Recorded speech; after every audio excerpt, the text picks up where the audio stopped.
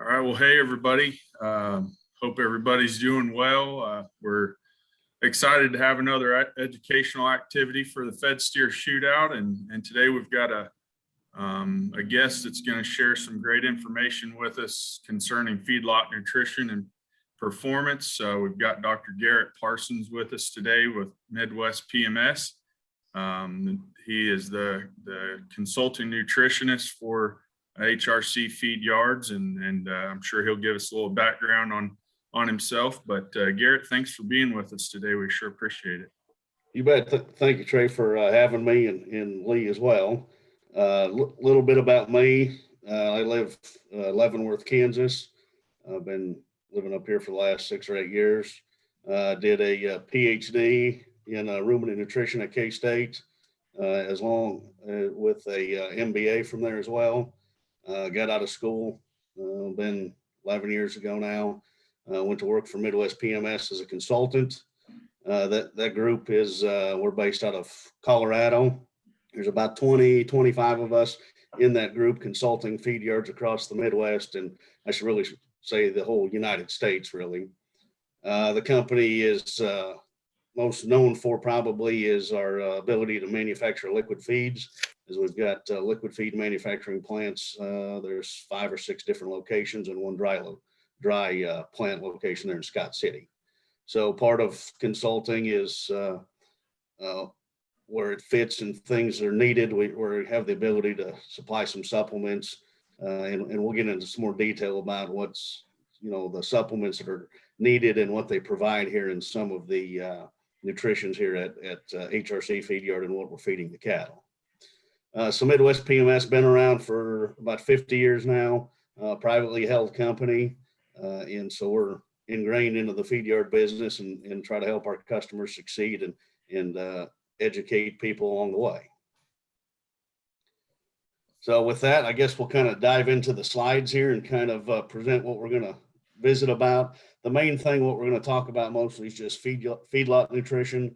I know some of you probably want to know some more about cow-calf nutrition, what happens on the cows, some of the stalker phases and stuff. But for this, we may touch on it just a little bit, but it's going to be more focused on what happens to your cattle once they arrive at HRC Feed Yard, and Lee kind of takes over managing that. So basically, the Shootout is kind of a collaboration, American Herf Association, HRC Feed Yards. They've got a few sponsors there, I think VitaFerm and maybe if I'm missing some, I apologize for that, but appreciate everybody's efforts here on getting this put together and making it an educational event for all the juniors. When I started a feed yard and we talk about kind of what is some keys to the successful keys to cattle feeding. I mean, the first thing that we visit about all the time is make sure we have the right ingredients. The right ingredients are basically high quality ingredients that are free of spoilage. They have the right moisture, and which we'll talk about moisture here in a little bit about ingredients, how important that is. But just make sure that the palatability is good, because anytime we use off-grade ingredients that have they may have some damage, and you'll see over your lifetime as you're feeding cattle, you'll get some damaged feeds in, you'll get some commodities that people want to sell you that are damaged. And all of that just reduces performance, particularly by reducing intake. And intake is one of the biggest things to drive performance in cattle, because once you meet their maintenance requirements, which we all got different maintenance requirements. I mean, I'm a little fatter guy than Trey is, so my maintenance requirements are going to be a little bit higher than his. So he can get by, eating a cheeseburger and he might gain some weight. I got to eat 2 before I start gaining. So once we get above maintenance and things, then that's where our performance starts kicking in. So intake is key, and you got to make sure that your ingredients are good to maintain that kind of intake. The next thing is the right mix. And a lot of us in our cow-calf operations at home, we don't have mixer wagons, we don't have mixer trucks. So this probably doesn't quite apply to us, but it applies to us as we get to the feed yard. In the right mix, meaning what we put into that feed truck or the mixer box gets mixed throughout, and every bite we take is consistent. So I want to make sure that that when animal 102 comes up, right when the feed truck delivers, what he's eating is the same as animal 120 45 minutes later. And that's so they get the right amount of nutrients, they get the right amount of protein, so we can maximize performance. The other thing we look at is the right delivery, and that all pertains to the feed truck. We've got to make sure that our feed is distributed across the feed bunk evenly. So we don't want big piles of feed where there's 200 pounds at the end or 300 pounds in the middle. You want an even delivery. And why that's important is cattle are kind of like creatures of habit, and we do the same thing. I mean, we get into a routine and we're not going to change. We're going to get up at 5 o'clock or 6 o'clock every morning. We're going to drink our cup of coffee, and we're going to talk to the same people and do the same thing every morning. And cattle are the same way. They eat within kind of a parameter most of the time if you spend time in watching them.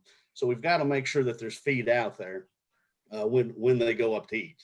The other thing is the right time. Okay, the right time means if I'm going to feed at 7:30 today, or I'm going to feed at 7:30 on the weekends, you want to try to feed cattle the same amount of consistent time, plus or minus 30 minutes. So if I'm not going to feed them till 10 o'clock on Saturday morning because I like to sleep in, maybe we ought to sleep in and watch cartoons Monday through Friday too, just to make sure the cattle are fed on the right time all the time. And then the right amount. So you want to make sure that cattle get fed, consistently the right amount every day. So you're not one day feeding them 25 pounds and the next day you feed 30 pounds. It's kind of like you sit there and you eat the right amount every day until you go to the buffet, and then you load up, and then you sit here and think, man, my belly really hurts right here because I just overconsumed. And you have to think about it the same thing. I mean, when we eat too many calories because it's in front of us, we probably shouldn't, but our mechanism is about the same as a cow. We just can't quit when the chocolate cake's there. So make sure that you're consistent all the way through this thing. Okay. And that's what consistency is, the key to success in feed yards. And I tell guys right here, it's fantastic if you do it consistently right, but it's also just as good if you're bad and you can't do it right, do it consistently wrong. And it's better than being all over the place, doing things right and wrong every other day. So I tell people and learn from that. Just, keep notes, even at home when you're trying to feed junior projects or do that, make sure you're doing everything consistently every day. And that'll help you move in a positive direction. So those are what a lot of us call the 5 R's to cattle feeding here in the cattle feeding world. And some may deviate a little bit of what what the 5 R's are, but those are kind of what I set out as the 5 R's. So if we dive into the next thing, essential nutrients, and they're broke down really into 5 key essential nutrients.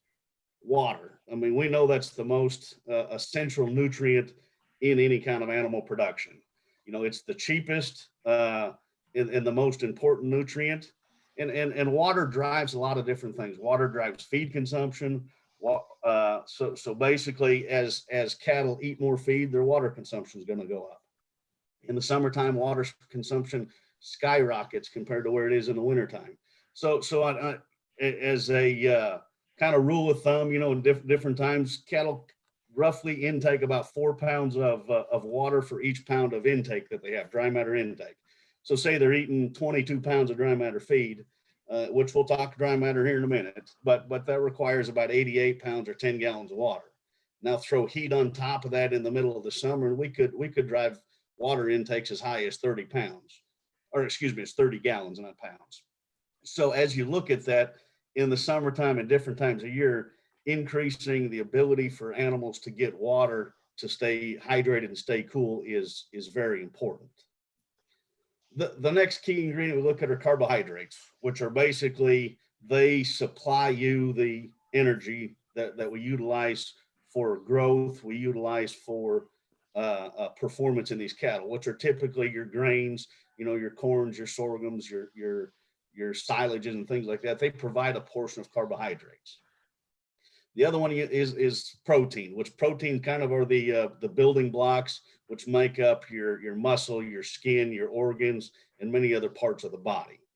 And then as you get down there, they're very important, but they're fed in such small quantities, basically vitamins. They support your metabolic processes, and then the minerals, which are really broken out. There's 17 different minerals that are required by an animal, which are broken down into two different mineral components, and you've got macro minerals and micro minerals. Macros are your calciums that are fed in kind of greater quantities. Micro minerals are what a lot of people refer to as trace minerals. You need very small amounts, but they're very critical for production. So your trace minerals will be some of your zincs, your coppers, where you're feeding on, a parts per million basis per day instead of a percentage of the ration. So all five of these play critical key components in animal production. And each of these requirements change at different phases of the animal's production cycle. So if you look at young animals, their carbohydrate requirements and some of the vitamins and minerals aren't as high as, say, a cow that you're getting ready to breed, and a cow that you're trying to settle AI or things like that, or a steer that's 1,200 pounds, and we're trying to maximize performance on them throughout the production cycle. If we go into the ingredients of these feed yards, as you look at them, there's three really big ingredients that a feed yard will use at different times in our backgrounding yards, or some phase in the cattle production cycle.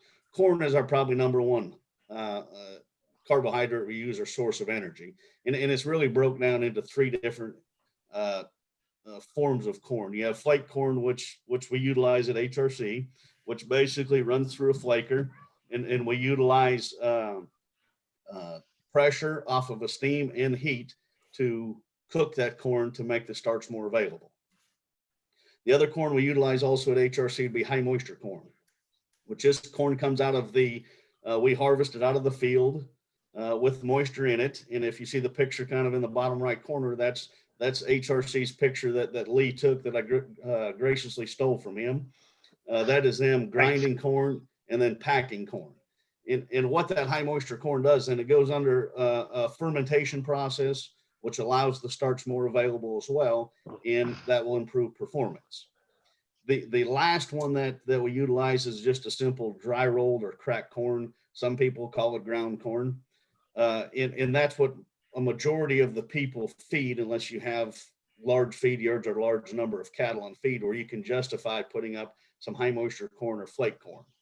So as you increase, basically, if you go from the bottom up, you'll get improvements of efficiency in high moisture corn over cracked corn of about 10.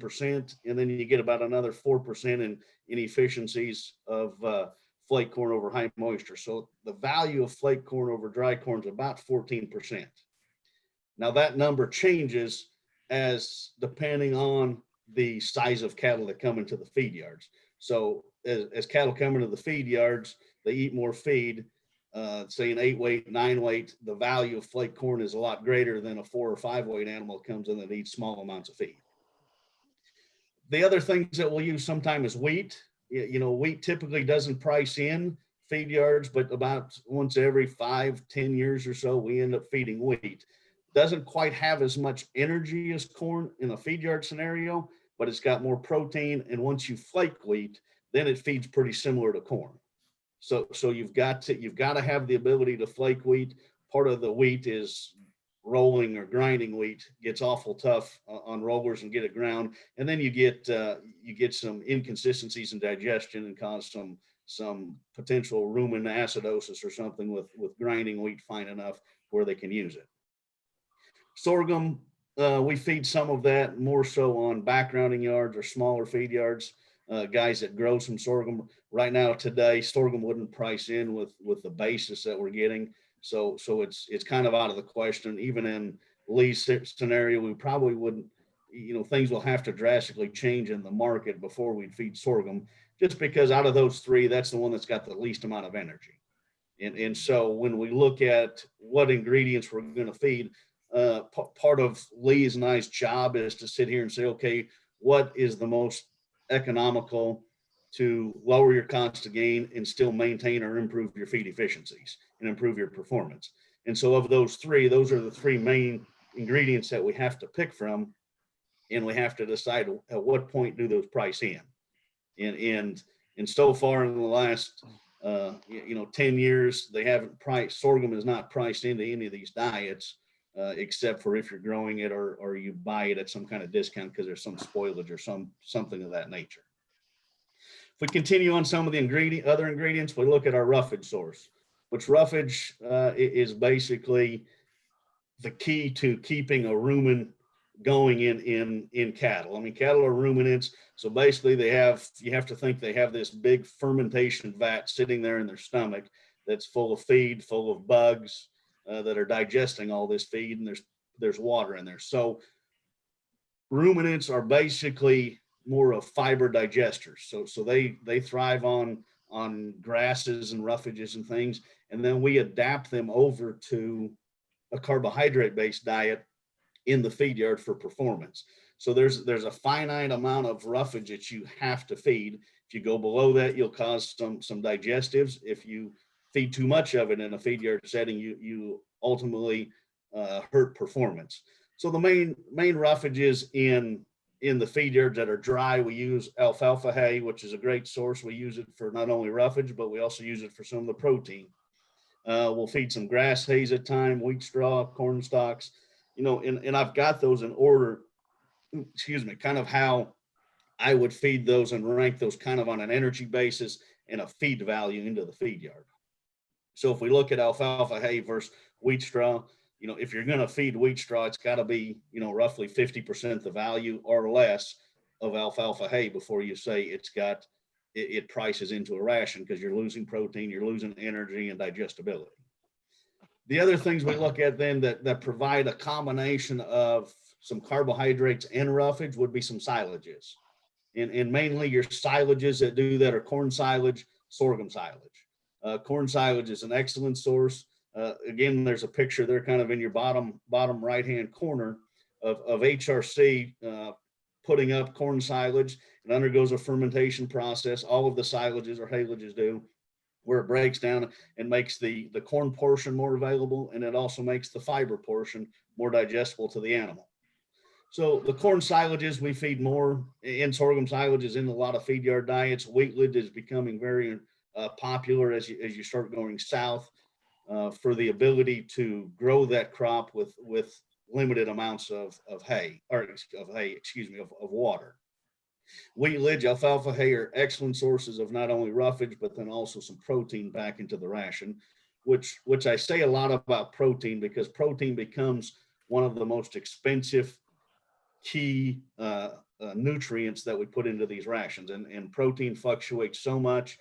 So we've got to look at, there's different types of protein. You've got natural proteins, which would be your soybean meals, some of your wheatlages, alfalfa hay, and then you've got what you call non-naturals, which would be NPN, urea, would be non-protein nitrogen, and we feed a lot of that to cattle as well, because non-protein nitrogen has about 6.2 times the protein that basically an alfalfa would provide, or a protein component on a crude protein basis. So it really prices in. Where you get limited is that protein is very rapidly digested in the rumen. So you've got to have enough carbohydrates, digestible carbohydrates, to feed NPN. And a lot of people are scared of non-protein nitrogen or NPN. When you look at lick tubs, you look at things that cattle on grass, and you've got to talk to a nutritionist or whoever you're selling those, because there's a point at which you can overfeed those and cause some nitrogen poisoning and things like that when cattle are just on grass. So most of what we're talking about feeding the NPNs, high levels of NPNs, will be more in these carbohydrate-based diets. The other thing we look at is distillers grains. This is what we've relied on now for the last 15, 16 years or more to provide our protein source. And really there's three different sources or ways to get distillers grains. You've got wet distillers grains right out of the ethanol plant. So all of these distillers grains would be a byproduct of ethanol production. So wet, basically it's kicked out. There's nothing done to it. It's loaded back up on a truck, and it's roughly 70 moisture, 68 moisture. So you're hauling a lot of water. And so wet distillers becomes more of a ingredient you feed when you're close to distillers plants. Then they have the modified distillers, which usually run somewhere between 50 and 60 moisture. and I'm talking moisture because we haven't got to dry matter yet. I typically talk everything in dry matter, which and we'll visit about in a minute. So they dry a portion of that, take off. Some of it, they take off the corn oil portion. Some of it, they just dry down so you can haul it further. And then the last one is dry distillers. And basically that's 10% moisture. So they dry it all the way down to where it can be stored. It can be hauled long distances. The difference with when I look at feed value, they're ranked kind of in order of what has the better feed value and what has the more available protein. So as you dry distillers down, more of that protein becomes unavailable because of how hot we have to heat that product to get it to dry down. But those are still excellent sources. A lot of you guys that have cows and background cattle and things mostly typically feed dry distillers. That's what we feed at HRC as well. The other ingredients we look at is supplements. Which supplements, there's three really formed. There's a liquid supplement, a pellet supplement, or a meal supplement. And a meal supplement would just be loose in basically you can see all the granular portions of all of it.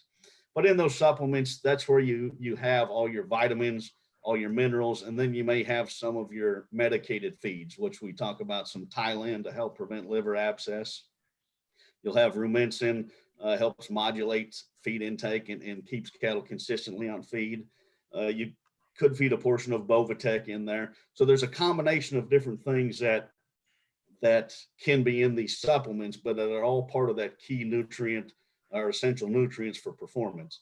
So the supplement is something that as nutritionists, we go in there and we assign how much zinc or how much copper or how much calcium all these animals eat to make sure that we're meeting or exceeding all of their nutrient requirements to maximize performance.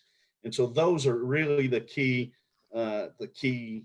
ingredients, I think, or one of the essential ingredients that we have to make sure we get mixed. And that's where you'll get off. If you're supplying some of your medicated feeds through supplements, you've got to make sure you get all these mixed in the feed, very important, and consistently.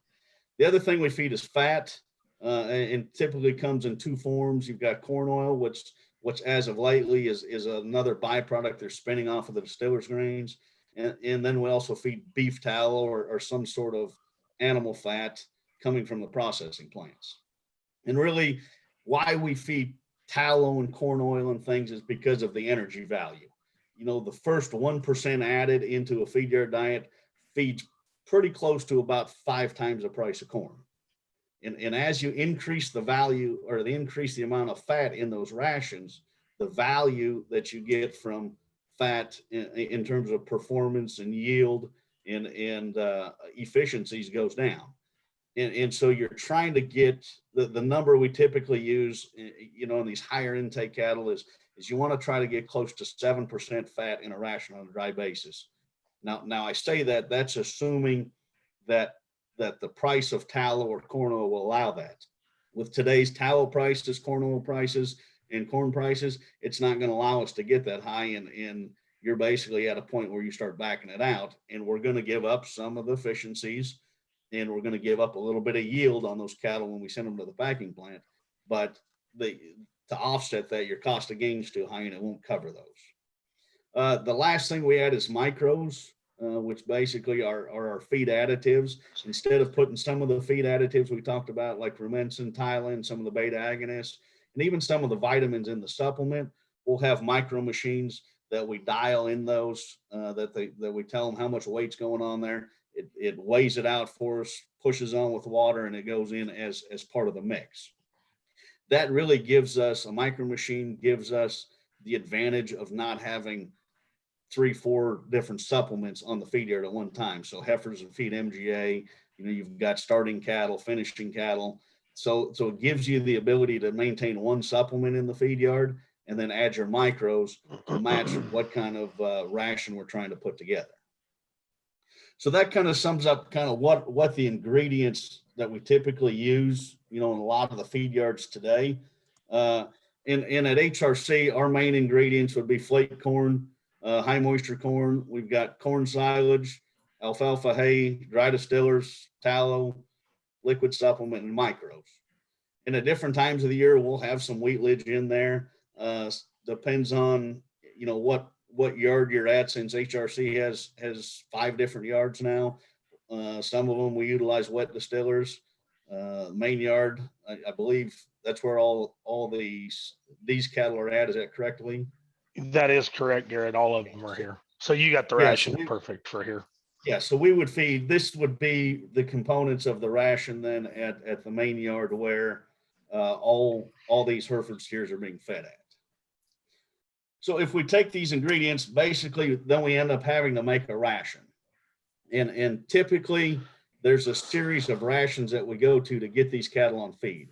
Because we have to remember, cattle typically coming off a ranch or off grass or things like that aren't used to utilizing any of the carbohydrates or the starches in corn. All their big rumen, their big digestive, that is all focused on digesting fiber. So you have a bunch of fiberlytic bacteria. So we have to basically adapt those cattle to establish the correct rumen microbial population in there to digest the corn and not just digest roughage. So what we do, and a lot of this, I'm going to just talk about cattle, say, that are coming in at 750 pounds and up, because I don't think any of these steers came in really any lighter than that. That is also correct. Yeah. So we will base, if we were going to talk about a 400 or 500 pound animal coming into the feed yard, we would stay on some of these starter and transition rations longer, and we'll grow them until they get to 750 and then step them all the way up on feed. But for these cattle, they come in, they'll get processed, they'll be given their implants, they'll be given their vaccinations and things, and then we'll put them on feed. So we'll go on a starter ration for about 7 days. Sometimes it's 5 to 10, depending on how the cattle react to their vaccine and how they start. So about every 7 days, we'll transition cattle up until we get to ration 5. And so as you see, ration 1 all the way down to ration 5, we're basically taking animals from a high fiber diet of roughly 40 to 50% roughage on a dry basis down to an 8 to 10% roughage. And so over that time of say, 25 days, 28 days of adapting those, we're changing the rumen population, and we're also establishing what we look at as consumption patterns. So we're trying to get cattle to maximize intake, because consumption patterns and how much they eat, we can influence some of that in the first 30, 35 days on feed. So as a feed caller, the goal is to try to push as much feed as you can. And we know within reason, as the animals get bigger and with the ration type we have, they're going to eat roughly, an 800 pound steer is going to eat roughly 2.5 times or 2.5% of his body weight on a dry basis. A 5 weight animal is going to eat 3%, which if you say, wow, 3% is a lot of is a lot of feed, that's roughly 15 pounds on the dry basis. So these animals, that percentage of body weight, we look at that, and as the animals get bigger, that percentage of body weight goes down. And that's a number that we look at as we're starting cattle on feed and as we're looking at cattle throughout the feed yard. The difference at HRC, I showed you a 5 ration series, and that's typical what a lot of people do. We utilize what we call a 2 ration series, and you've probably have seen that on your feed bills or something. You'll see a ration 10 and a ration 60. And so instead of all of those transitions in the middle, we simplified it down to 2. And this really has to do with efficiency of a feed yard. So the goal is to make sure every truck goes out of that feed mill full and not have just 5 different rations, 6 different rations going around where the trucks are running empty, because loading trucks, waiting in line to get them loaded is where we become really inefficiency at a feed mill. So we've taken kind of what I've told you is the last one is we step cattle up every 5 to 7 days, into a different ration. Well, in this one, we feed 3 times a day. And so different times of day, we'll feed the 10 ration, the 60, and come back with 10. And we step them up in kind of a blend throughout the day, and eventually work them onto a 60 ration, your finished ration in about, 24 to 28 days. So that's a little different. I wouldn't recommend this if you're trying to feed at home to do this by yourself. there's a whole series of things that we've put together, and we've put it in the computer. And so we've minimized it. So the computer asks these guys every day, do we want to go to another series? And basically what the series is today we may feed 50% starter ration and 50% finish ration. Tomorrow we may feed 45% starter ration, 55% finish ration. So we're making just small little adjustments, and over time we've kind of tuned this into where we know on some of those days we've got to stay for 2 days on a certain percentage, because if we don't, then cattle kind of fall off feed. So we've tweaked this over time, and we could spend, you know, quite a bit of time showing these graphs here of how to blend the rations. But for simplicity, just, I would say stick to a 5 ration series if you're going to try it at home. The next main thing that we're going to spend some time on is ration moistures and dry matter. And so why is it important? So you've got those series of rations we showed, and you've got different ingredients, and they each have different moisture. And so what is moisture? Moisture is basically water. So even every ingredient we look at, we buy ingredients, rations and things we look at, we try to figure out what is the value of that product on a dry basis. Okay, so if you've got corn that's 15% moisture and somebody wants to sell you corn that's 20% moisture, you can't pay the same amount of money for that, because all you're doing is buying water. And so you basically, the dry matter, and the same goes with rations. When you're calling feed, if ration 1 is 50% dry matter and you're going to ration 2 that is 60% dry matter, if I feed the same amount of feed as fed to those cattle, I just gave them a big increase in feed every day, because the amount of feed I fed would be the same, but I didn't feed them the same amount of water, which I'll show you that example in a minute.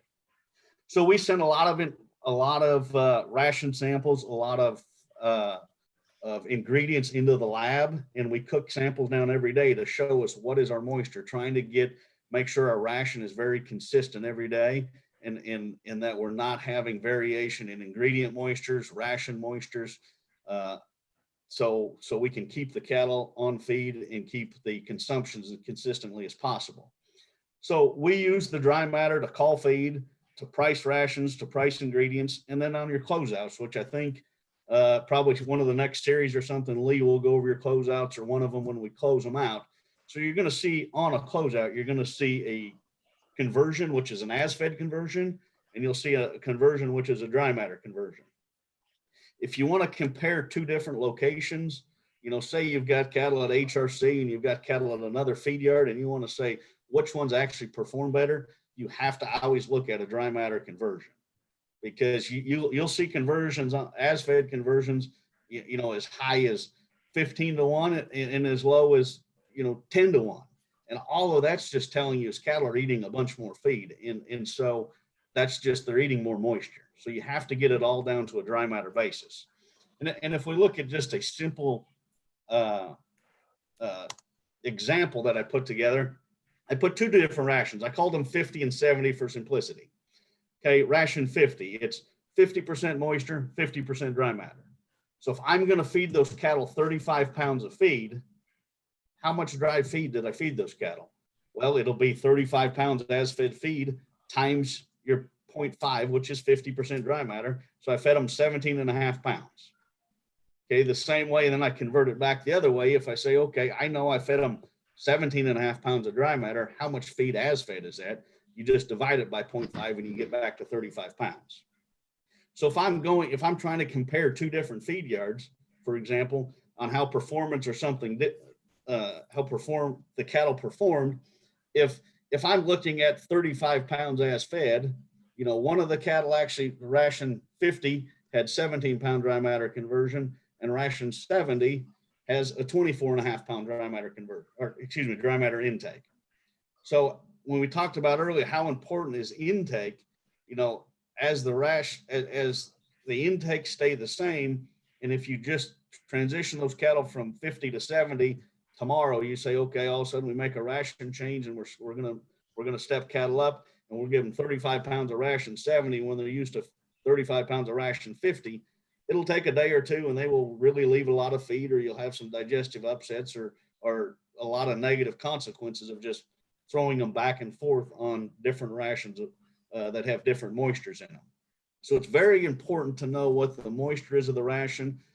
And it's very important then to look at those numbers as you close cattle out. I mean, if all the cattle gain the same and they gain 2.5 or 3 pounds on this ration, you would look at it and say the cattle could gain 3 pounds. To get your dry matter conversion, you would take your 17.5 pound dry matter intake divided by 3, give you a phenomenal dry matter conversion, probably unrealistic.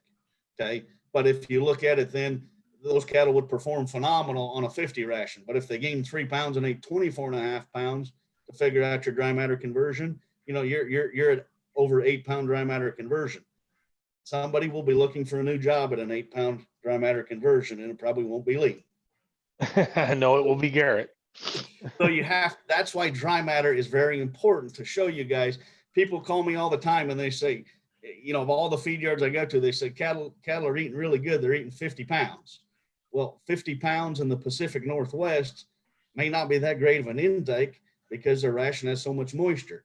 50 pounds at HRC is an unrealistic intake because there's not that much moisture in the ration. So there's probably a head count, issue. And so that's what we look. Go ahead. Sorry. So everything we look at, we try to revert back to how much dry feed are cattle actually eating. We know we're feeding them moisture, but we got to take the entire moisture out of the equation as we look at performance and feeding cattle. And just to try to highlight this a little bit for people that are more used to going to, let's just call it, we got a big R here in town. They're more used to going to big R and buying bags of feed. I mean, Garrett, and I guess I'm asking because I don't know right off the top of my head, but if you just took, one of the major feed companies, Purina, whatever, they're just complete bagged feed ration. Garrett, I mean, tell me what is the number of moisture that's in that feed? Typically, those will range somewhere around 12 to 15 moisture. So they'll be 88 to 85 dry matter. Okay. So if I do the math. So now break that down, because even then, right? I mean, you're still buying water even in those things. So correct. You're buying 15% water, and part of what your bagged feed, you can't put a bunch of moisture in bagged feed, otherwise it spoils so fast. So you've got to have a dryer, and that's what we talked about, the dry distillers. You can haul it, you can store it because there's not moisture, so it doesn't spoil as fast. But for example, if you take your bag feed and you've got your show project or something at home eating 17.5 pounds of dry matter of that feed that was 88 dry matter, they only need to eat 20 pounds of feed to get to the same amount of dry matter intake on your ration 50, where they got to eat 35 pounds. Right. So that's where moisture plays such a big portion. And that's a good point, Lee. So, I mean, if I'm going to feed 20 pounds of a bagged feed at home, I'm probably getting the same amount of dry matter intake or dry feed that we're going to feed at the feed yard, but they might eat 30 pounds of that feed just because of moisture. Right. And the difference is, I mean, our cornflakes coming out of the mill go into the ration at 20% moisture. And I'm kind of rounding things off, Garrett, correct me if I'm wrong. Our high moisture corn goes in at 28% moisture. Our silage goes in at 65 to 67% moisture. So, I mean, that is, again, trying to describe why we always talk about dry matter and why it is so important. That's just it. Because again, if you just go down to Big R and buy a sack of feed, any feed, doesn't matter. It's got moisture in it too. It's not 100% feed either, but at 88 to 90% dry matter, because I was going to guess that most of those feeds were 10 to 12% moisture just from the spoilage factor, Garrett. That, I mean, you get us and our ration is actually pretty dry here at the main yard. I mean, we're running right in there 65, 67% dry matter, which is pretty dry for a feed yard. It really, truly is. But at the end of the day, we have to feed 8 or 9 more pounds to get another pound of dry matter. Yep. And Lee, a lot of those, it depends on how much molasses is in those for their dry matter. But they do put some products in there that prevent some spoilage, some bacteria growth and things like that. All of that feed typically has that in there. Sure. That you buy. But I just wanted to use that example for, right. Because, get away most with it. people just, most individuals at home that are going to be watching this are dealing with bagged feed and they're dealing with prairie hay bales and so on. But even your prairie hay bales, I mean, hey, I've seen prairie hay run from 8% moisture to 18% moisture. I mean, and a 10% moisture difference means they have to eat 10% more or less, depending on whether it's wetter or drier. Yep. And you'll see that at home. If all of a sudden you get a new load of feed in and somebody put more molasses or made a mistake, those cattle, especially if you're feeding cattle individually, you'll see they clean up faster, they eat faster. And some of that's just due to just a simple moisture difference. Even though you fed them the same amount as fed, the amount of dry feed, and that's the feed they're going to eat to. They're going to eat to either a dry matter intake or a caloric intake. Right. And so it typically goes back to a dry matter basis. And the calories is the most important thing. That's the other thing that you can describe to is, I mean, there's X number of calories. It doesn't matter how many pounds, but it's kind of, you got to get to that calorie level where their body says, hey, I'm full and don't want no more. Yep. You're exactly right. And so the moisture all plays in, like Lee's example of talking about hay, for example. I mean, your cost per unit of dry matter changes so drastically with just say 10% difference in moisture. So that's what you've got to figure out. Is it worth buying? If I've got a supplier Y trying to sell me, hay at $70 a ton and it's 88% dry matter, and the other guy's trying to sell it to me at $68 a ton and it's only 20% dry matter, you're going to actually pay more money, even though the cost as fed is cheaper, $2 a ton cheaper. You're going to end up paying more money to feed your cattle the same amount of feed. And so that's why the dry matter portion of this stuff becomes very, very important. And it's, the dry matter is very, very complex. So if you don't understand it, don't be alarmed, because there's people every day in my life that I run across that still don't, and we do it every day, that still don't understand dry matter. And Lee runs across it all the time too. I mean, it's so hard unless you're ingrained in this business every day of talking about dry matter and talking about feed intakes and all that. It's not, for Lee and I, it's second nature. For everybody else, it's like, I feed this guy 20 pounds, 25 pounds. And you're talking about, I put 25 pounds out of a bag in there. And my first question, I was like, what's your dry matter? Because that's how we're ingrained of trying to figure out what is our true consumption of an animal. I giggled because, folks, guaranteed, even just the employees around here, and when we're trying to teach this, even on a daily basis, and Garrett's exactly right. This is a hard thing to kind of understand, but you really cannot feed cattle well. And in my opinion, you can't feed even individual cattle well at home, or feed 55,000 of them like we have around here, if you don't really truly understand this moisture principle and where we are. And I struggle on a daily basis with employees, and I say daily, as we get a new employee, I mean, it seems to take forever for people to really truly understand this concept. And as Garrett pointed out, I mean, the reason even why it's so important around here is with 5 different feed yards. Each one of those feed yards has 2 or 3 different rations at it. Every one of those rations is not exactly the same dry matter. So you can't compare what's going on at the number 2 yard with what's going on at the number 1 yard versus the number 5 yard if you don't bring it back to this and compare it all on a dry matter basis. And it's okay if you have a deer in the headlight look right now, because a lot of people do, and the first time they're exposed to dry matter and as fed numbers. Right. But we just wanted to try to give you a simple example in a simple way of looking at it. And you're going to see when you go through a closeout, you're going to see those 2 numbers. It's going to give you a daily gain, then it's going to give you an as fed conversion, and it's going to give you a dry matter conversion. Right. And so it's going to show you both of those.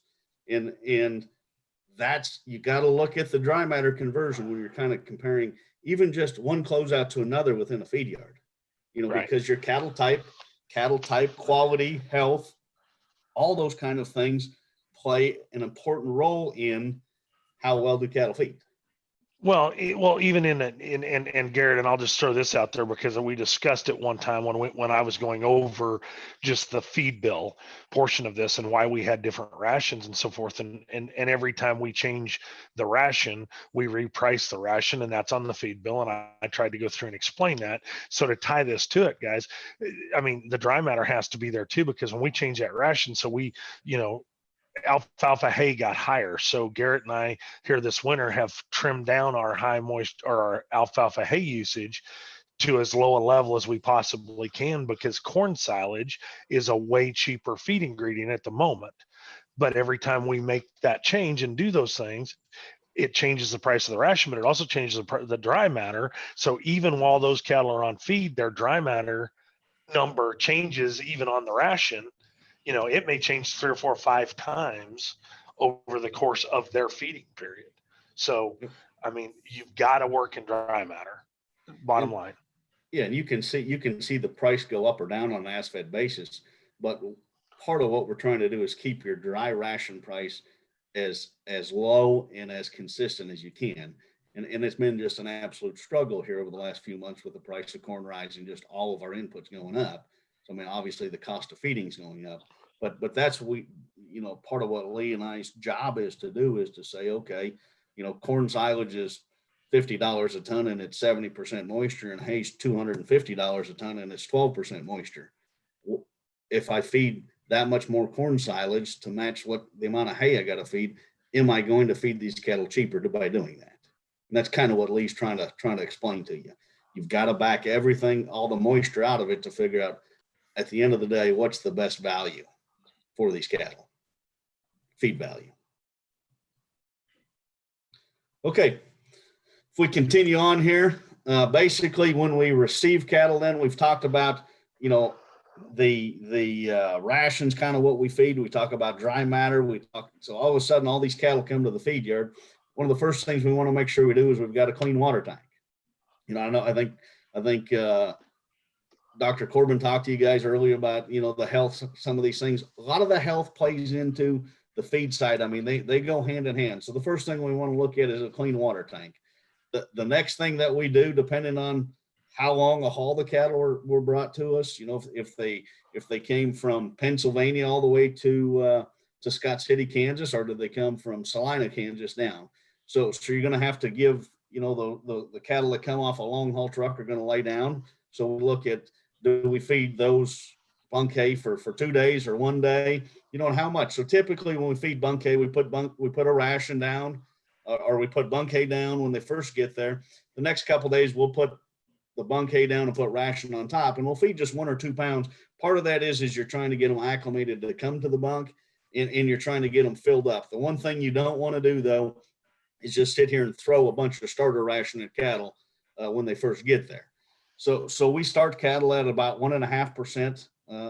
And once again, this is basically a 7-8 weight animal we're assuming is weaned. We're going to start them at about 1.5% on a dry basis and work them up from there on a starter ration. Okay. And we increase that about every day until we get cattle somewhat satisfied. And when I say satisfied, what a bunk reader will do is they'll go out there in the morning and they'll look at how much feed is left in the bunk. And our goal is to have a slick bunk one time in a 24-hour period. So if the feed truck comes and feeds these cattle at 9 o'clock in the morning, ideally that bunk is slick somewhere around 7 or 8. Okay. And you're in. So when the feed truck comes deliver feed, and I tell guys, you've got your feed call just right. When a third of them are standing at the bunk eating, a third of them are walking to the bunk, and a third are laying down. Okay. That tells you got your ration or your calls just right. And we'll go through that a little bit more. The other thing to look at is bunk space. Okay. So as you're getting cattle on feed, we've got to have more bunk space because we're somewhat limit feeding them for the first, 5-7 days until we get to where their consumptions will be. And they'll eat more starter ration than they will a finished ration. That's important to know. As you increase the carbohydrates in these rations, their intakes go down. Okay. And so that's what we were talking about earlier is they eat to a certain pounds, but they also just eat to the certain amount of caloric intake. I mean, there's only so many calories that they're going to handle. And so the more calories, the more calorie dense feed you put at them, the less the amount they're going to eat. And the other thing you look in, so typical bunk space, a lot of these cattle, we're going to range somewhere between 7 and 12 inches. Just depends on how your pens are designed. If we're going to start cattle and we're going to get a bunch of balling calves, we're going to increase that bunk space from 12 to 18 inches on these cattle, because you've got to take a little bit more time to step them up on feed. And you've got to make sure that all the cattle have the same access to the ration when they're hungry and when they want to. And then pen space would be another issue. It depends on how much moisture you get. As you go further south, into the Texas panhandles and things, you can get by with much smaller pen space. You can squeeze these cattle down in the summertime to 150 square feet per head. And as you go north, you're going to have to be 350 square feet per head during the winter time, or even greater, just because of moisture conditions and how much the pins fall apart. So we look at, some of the guys at HRC, when they know that there's 220 head coming in, they know which pins can handle 220 head based on bunk space and pin space. So they're not going to pin a 220 head into a pin that we know that can only handle 75 head, because we're not going to get the cattle started right. The pin surface is going to fall apart. And then we typically end up having some more health issues that are more self-induced issues that we could have prevented with proper placement of these cattle in the pens. Garrett, the only thing I'm going to add on that deal is, do remember, you brought it up earlier, we feed 3 times a day. A lot of the reason that we do go by the bunks 3 times a day is, guys, when we get these cattle in this environment here choked down to 7 to 10 inches of bunk space, we have to feed them 3 times a day just to make sure there's feed in the bunk at all times. Yep, and that's what. So and part of we feed 3 times a day is because we're trying to get the cattle covered as fast as we can right away in the morning. So if we fed 1 time a day, and you start every day, the first pin of cattle might get fed at 5:30 in the morning, and it would maybe be till 3 o'clock in the afternoon until the last pin got fed. So you've got to deliver certain smaller amounts more frequently a day, so all the cattle have access to feed early in the morning and when they want to get up and go eat. Because if you go to a feed yard setting and you watch, cattle become pretty active when a feed truck starts running. Okay, you can drive around there and you can look at cattle, they're all laying down, but when the feed truck starts running and they're out of feed, they become more active. And so that's part of the early in the morning. It's the same thing with Lee. When Katie cooks breakfast in the morning, he smells the bacon, he comes a running. If the bacon isn't cooking, he's going to be laying in bed until he smells some bacon. And that's the same thing that cattle are like. When they hear the feed truck, that's their sign that feed is coming. And so they become active and they become restless and they want to get up and eat. Real quick, Garrett, I guess I'd just add in there too, as far as cattle coming to the bunk, I think that's something important for people to think about is, as they're weaning cattle, getting them acclimated to come into feed, I think is important, whether you're going to market cattle, as wean cattle or take them to the feed yard, for those cattle to be acclimated and used to coming to the bunk, to go to your importance of intake and how important that is. I think it's good for people to get cattle used to coming to the bunk and being bunk broke when they're weaned. Oh, you're exactly right, Trey. You can tell cattle come in that have never been fed out of a bunk. They stand there 2 foot behind it, and they stretch their neck out as far as they can, wondering what it is, and they got to stick their head into that, and they're just scared to go up to it for a while. And part of the job of the feed yard, you're trying to get those cattle to eat out of a bunk, and that's part of why you entice them with hay and just different things. So how much to feed? We've got a feed caller that goes around every day and assigns a feed call to the cattle based on, when they're first coming, based on body weight, when they've been on feed for a while, if they have feed left in the bunk, if they're slick, because everything this feed caller does is a delayed reaction by cattle. It takes the cattle about 3 to 4 days to adjust to whatever feed increase or decrease I gave them today. So it's calling feed really is an art or a science of really understanding and looking at cattle, and guys that are very good at it, they like the challenge, because the challenge is can I get that animal to eat another pound of dry matter? Can I get him to eat another half a pound of dry matter? So that goes back to the more we get cattle to consume, typically the higher performance there is. So the guys that are really in tune, they want to try to challenge these cattle, get them to eat more. They want to try to get their adjustments just right. The other thing that they have to look at is when we change rations. Sometimes when you go from ration 1 to ration 2, there's a dry matter difference. And so you're trying to feed the cattle the same amount on a dry basis. So actually yesterday we might have fed them 2,500 pounds and we're going to do a ration change. But with this ration, we only have to feed 2,400 pounds as fed to feed them the same amount of dry matter. So it's very important that they're in tune with, we go back to the dry matter of the ration again, to make sure that the consistency or that the amount of dry feed they're getting delivered is consistent. And then bunk hay is the other thing. I mean, you want to feed, we feed bunk hay when cattle are new to entice them to come to the bunk. We feed sometimes bunk hay after a re-implant because cattle have been out of a pen. And so we want to get them back on feed, or say we're behind cattle and at 4 o'clock in the afternoon, they're out of feed. We've got to give them some bunk hay. We've got to give them something to tie them over till the next morning till we can actually increase the amount of feed they get. So once he makes the feed call on the computer, basically that all gets into the mill. We take all the feed calls and all the pins and we design the ration then on how much is going to get fed. And so we maximize the amount of feed going on the trucks. And so we try to put different pins on what we call a load. So that truck will get assigned a load of feed and it'll tell him how much to deliver each pin and which pin number he's going to feed on that load. The other thing we want to look at then after all we're feed, we're looking at implants. Okay. And why are implants important? Probably this, some of the oldest technology we've utilized in the feed, just cattle production industry, and some of the best technology still today that we haven't ever advanced upon is an implant. And basically, as you go through the production phase, say you're going to give an animal on a cow an implant. Yeah, you're probably over about 160 days. It shows that animal is going to wean off probably about 20 to 23, 4, 5, 6 pounds heavier than a non-implanted animal. But the one thing you have to remember too is I always read the label, because you don't want to really implant animals that you're going to keep as replacements, bulls and heifers and things. But if you're going to feed steers or you're going to sell steers, you're going to sell heifers that aren't for breeding, you can implant those cattle because you get more pounds and essentially they're free pounds. And as you go on a grass scenario, you'll implant with a different implant. You'll gain another, 20, 25 pounds. And then on the feed yard, we're going to gain somewhere between 50 and 150 pounds, depending on some weather and other scenarios, by giving these cattle a series of implants. And so it's important to know what you're trying to get out of an implant and make sure then that you have the right amount of nutrients that you can actually get that performance out of that implant.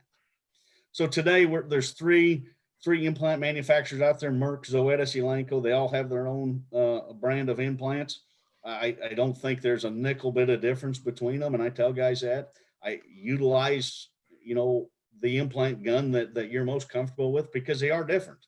And so I can't tell you that you need to utilize whatever one, because I think you'll get the same amount of effectiveness out of an implant as long as it's placed in the ear correctly, as long as the ear is clean, and we don't have any negative consequences with abscesses or anything with an implant. So if we look at, there's kind of a sight and you may not see it, but it just shows an ear down here on your right-hand side. And it shows you where you want to put your implant. You want that implant to be in the middle of the ribs, right in the middle of the ear. And this is showing the back side of an ear. Okay. And so you place all those, make sure that the site that your needle going in, that your needle's clean, the site's clean, everything's as disinfected as possible. Because if you abscess or you wall that implant off, it's not going to give you the performance benefit.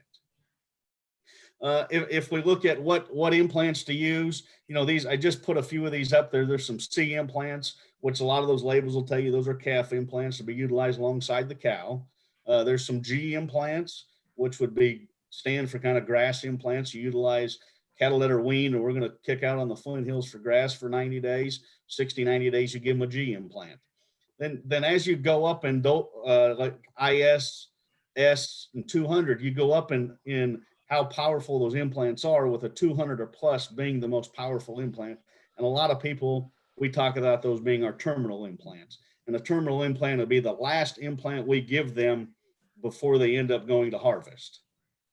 And some of the new technology, we ended up with what we call Revlar XS or Synovex, the Feedlot 1 implant. And those are long acting, long day implants where they've gone in and taken, there's 10 pellets in there and they've coated them with some technology. So over time, that coating that coating kind of dissolves and those implants kick in to where, say you're going to give an S implant and that S implant is only good for 90 days, and then it tails off and there's no advantage over a non-implanted animal. Where an XS, it's kind of a combination of an ISS where they coat the S implant and the S implant kicks in again in 90 days. And so that implant will last 100 days. So read the label. I mean, all these implants have what we call a bell-shaped curve. So the labels tell you that the implant's good for 100 or 120 days. And they're exactly right. That's how long they'll last.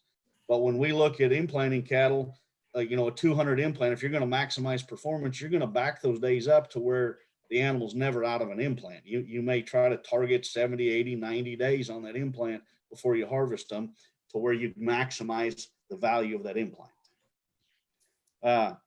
HRC, we implant the cattle, if they're under 750, we'll give them 3 implants. Over 750, we do 2. So when they come on arrival, we give them a Synovex choice. Part of why we use choice is because you don't have to distinguish between steers and heifers. And that's on some of those, you look at IS, IH, the difference between those is one is labeled for a steer, one's labeled for a heifer. The same with the terminal plus implant. You can use them on steers and heifers. So that's the implants we use that the feed yard has chosen to use. So we'll give them a choice implant when they arrive. If they're 140-day cattle, we're going to give them a choice, and about 70 days later, we're going to give them a plus, feed them for another 70 days, and then ship them out. So about every 70 days or so on these big cattle, and that'll fluctuate a little bit, we're going to give them another implant. So we make sure that we're trying to maximize our performance, where we'll increase yield, you'll increase gain, and then you'll reduce the amount, or you'll improve feed efficiency. Excuse me. The other thing we feed at the end of the time is a beta agonist. Ractopamine hydrochloride right now is the beta agonist we feed. We feed that the final 28 to 42 days on feed according to the label. And basically this is another way that we improve live weight. We increase carcass weight, and at the same time, cattle eat less feed when they're on that. So we improve some feed efficiency. So we're trying to utilize some of the new technology to come along all the time to where we can improve our efficiencies and improve our performance. So with that, I think we end up then after 28 to 42 days, we ship the cattle. I believe all these cattle are going to end up on a grid basis. So we're going to get the quality grade, the yield grade, and all that. But typically in the feed, there's 3 ways to sell cattle: live, so basically we're going to run them across the scale and we're going to shrink them 3 to 5% depending on the time of day and what we have. The other one they sell is on a carcass basis. So you'll take your live animal, you'll shrink them to just say 4%, you haul them to the packing plant, they get harvested, and then we get a yield grade.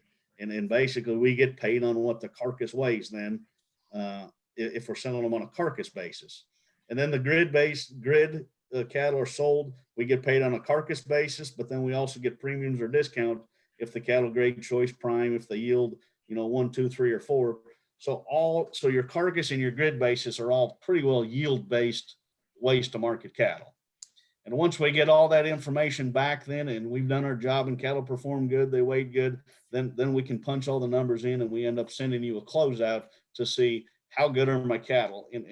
And genetics will influence a lot of it, of how your cattle perform, some health coming into the feed yards, and how much we treated animals will affect some of your performance as well. So with all that, I appreciate you guys' time, and sorry if I ran a little long there, Trey. I may have got a little long-winded here, but I hope we gave you some information here that you guys were looking for. No, I sure appreciate your time. That was great information. A lot of good stuff as people think about their cattle on feed and what's going on at the feed yard. I think these are all really neat things to think about. I guess one One question I would have, Garrett, a lot of these or all of these participants being young people that will, if they're not thinking about a career path right now, they will be down the road as they get a little older. Can you talk a little bit, I guess, just as far as your job, as a feed yard nutritionist, what's your relationship look like with the feed yard? How often do you visit there, and what's maybe a day in the life of a nutritionist look like? Well, Well, you notice he doesn't have any hair. yeah, when I started this, I had a full head of hair, and I was 100 pounds lighter. It's a rough life. But no, I mean, it's all a relationship based business in anything we do. And Lee and I's relationship is great. And I go to the feed yards at least once a month. Okay. Sometimes, I mean, we're having issues, we're doing projects. I may be there more than once a month, but I talk to guys, I may talk to Lee every day for a week if we're trying to do something. So it just depends. We're on call all the time to visit. We're on call to try to discuss things that's changing in the markets, whether it be cattle markets, so we can match up implants, feed ingredients. And then as you get to the feed yard, part of what you're doing is you're trying to train people. We're trying to get the bunk reader to do the right thing, call feed correctly. We want the mill guy to manufacture your flakes consistently and correctly to maximize starch availability. You got to train your feed truck drivers that it's important to hit your feed calls every day, and it's important to deliver feed correctly. So we spend a lot of time trying to train people, trying to just tell them and buy into this. This is what we're doing, and this is why we're doing it. And then at the end of the day, we wrap things up. This is what's good at the feed yard. This is what's bad. This is what we need to change. And then we look at ingredients and we say, okay, we need to go back and we need to change some rations. So then I go back and I redo rations. I may have to redo supplements to match proteins. I may have to change different vitamins, mineral levels. I always say that the nutrition component is probably 20% of the job, and a lot of just trying to train people and coach people and to get the results we want. You got to get them to buy into what you want them to do every day. And Lee does the same thing. I mean, he's consistently telling people this is what we need to do every day, and this is why. And the better we get at the small little details, the better our performance will be on the cattle you send to us.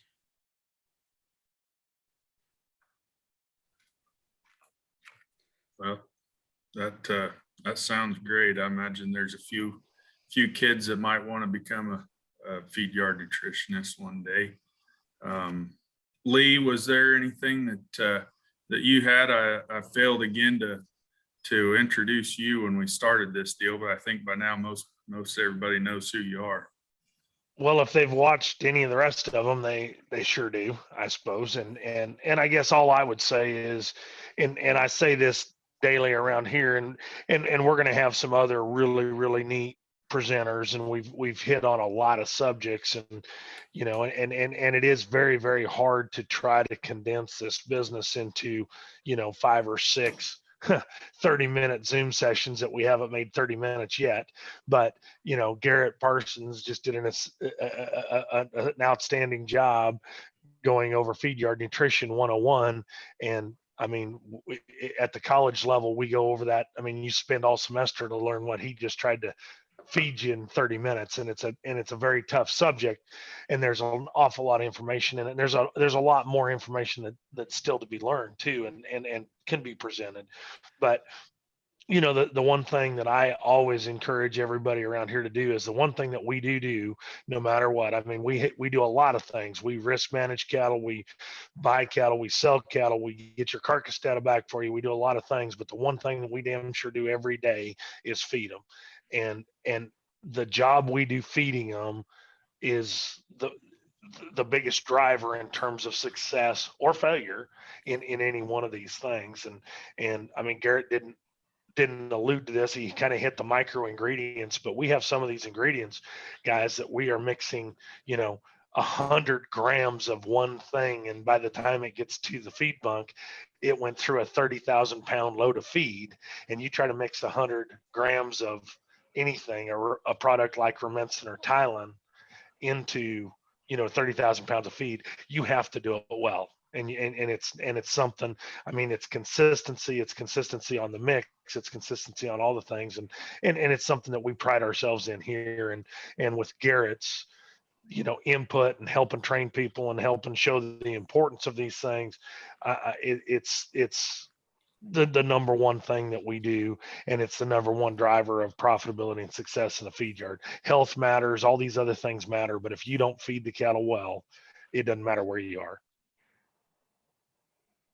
Lee's exactly right. I mean, we don't deal in a lot of these micro ingredients. We don't deal with pounds. We deal in milligrams, grams per head, or even parts per million. I mean, so it's literally like blowing dust on a 30,000 pound load, and I want to get it mixed in there, and we can pick it up whether it's mixed in there or not.